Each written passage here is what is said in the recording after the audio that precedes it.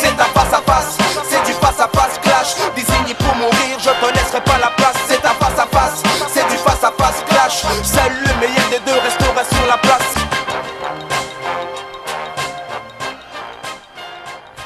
Dans ce face-à-face, on va revenir sur la crise des pompiers de l'aéroport. Un conflit qui a bien failli s'enliser. On en est sorti, mais est-ce que pour en sortir, ils ne sont pas allés un petit peu trop loin, nos pompiers ? Non, absolument pas. Donc, je rappelais tout à l'heure que le droit de grève est un droit constitutionnel. Ils ne sont pas comme les policiers ni les gendarmes, ils ont le droit de grève. Ils l'ont exercé pour une raison toute bête, toute simple, plutôt symbolique.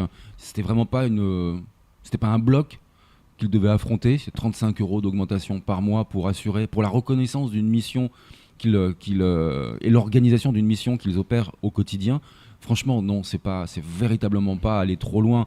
Moi, je dis que c'est surtout les dirigeants qui sont allés trop loin dans la bêtise. C'est-à-dire se heurter à ces 35 € qui est payé par une taxe aéroportuaire. C'est pas payé dans le budget du conseil départemental, ni du SDIS, ni de la DGAC, ni de qui vous voulez. C'est nous, les voyageurs, qui payons cette fameuse taxe, donc ces fameux 35 € pour notre sécurité en plus. Donc légitimement, les 35 €, il fallait peut-être les payer véritablement rubis sur l'ongle. Mais en plus, derrière, quand il y a une grève, c'est la DGAC, c'est l'État, c'est le service de l'État, c'est le SDIS, c'est la SEAM, la Société d'exploitation de l'aéroport de Mayotte, qui doivent assurer le relais pour la sécurité. Dire que si il y a la grève qui est exercée, à eux de mettre les moyens en face. Ils les ont pas mis, et ils ont mis en danger non seulement les passagers et les compagnies aériennes. Donc c'est eux qui sont allés beaucoup trop loin dans la bêtise. Attention, parce que qu'est-ce qui se passe ? L'aéroport est une société privée. Imaginez, Kwesi décide de demander la protection contre le feu au SDIS. On passe une convention, une convention avec le SDIS, si elle l'accepte, et on a un camion de pompiers en permanence ici. Et on paye une prestation au SDIS. Jusqu'ici, tout est clair. Et c'est exactement la même chose pour l'aéroport. Demain, ces pompiers qui travaillent à Kwesi font grève. Kwesi, je casse la convention avec les pompiers et je fais appel à une société privée. Et c'est ça qui pend au nez des pompiers et du SDIS. Et je dis attention de ne pas scier la branche sur laquelle on est assis. Aujourd'hui, on a des pompiers qui travaillent bien, qui sont formés, qui avancent bien et qui gagnent pas trop mal leur vie tout de même. Oui, tout à fait. Pas trop mal leur vie. Et ce qui se passe à l'extérieur d'autres aéroports, c'est du privé.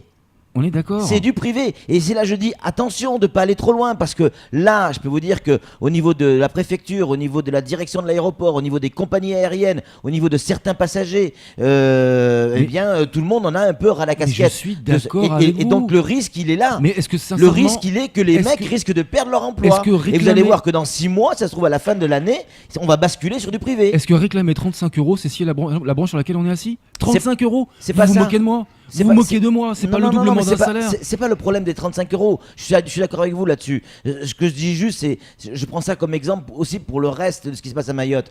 Attention de ne pas scier la branche sur laquelle on est assis. Ça veut dire quoi ? Ça veut dire qu'il y a de plus en plus d'entreprises qui sont privées ou privatisées et qui ne pourront pas supporter ces grèves qui sont souvent comparables à ce qui peut se passer dans le service public. On prend l'exemple des profs, des instituts, etc.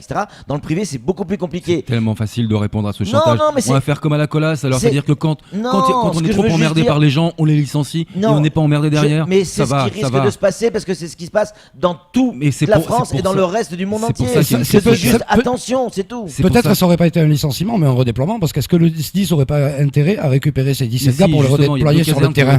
Il y a un besoin. Il en manque au SDIS des pompiers. Il y a un besoin de 40 hommes. Mais non, mais c'est facile de dire ça. Il suffisait de faire la même chose, c'est-à-dire que le SDIS récupère ces bonhommes et vous allez voir que l'aéroport peut prendre aussi oui, ce que je dis, peut-être ça a arrangé des gens. Ouais, mais il y avait moyen de créer de l'emploi. Il y avait moyen de créer de l'emploi. Et là, on le détruit. Je vous rappelle que le SDIS, à l'aéroport, c'est 16 bonhommes, donc 15 qui sont fonctionnaires et un qui est pompier privé. Ok, mais attention, quand on travaille au SDIS, les salaires sont pas les mêmes que quand on travaille dans le privé. Allez demander à une boîte de sécurité combien les mecs sont payés et allez demander à un mec de la sécurité combien il est payé au conseil départemental. Vous allez voir la différence. C'est tout pour le temps. Je dis juste attention, c'est un face à face, c'est du face à face clash. Désigné pour mourir, je te laisserai pas la place. C'est un face à face,